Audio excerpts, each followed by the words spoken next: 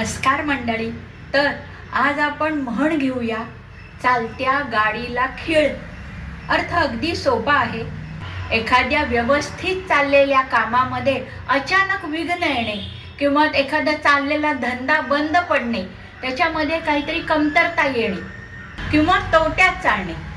आता उदाहरण सांगते हां. त्याचे कॉलेजपर्यंतचे शिक्षण अगदी व्यवस्थित विना अडचण पार पडले, परंतु उच्च शिक्षणाच्या वेळी त्याला गंभीर आजार झाला आणि मग त्याला पुढले शिक्षण सोडून द्यावे लागले. मिळेल ती नोकरी करावी लागली. चालत्या गाडीला खीळ बसली. त्या तिघी मैत्रिणींनी मिळून एक छोटेखानी बिझनेस, छोटासा धंदा सुरू केला. चांगल्या ऑर्डर्स यायला लागल्या, चांगली मागणी यायला लागली.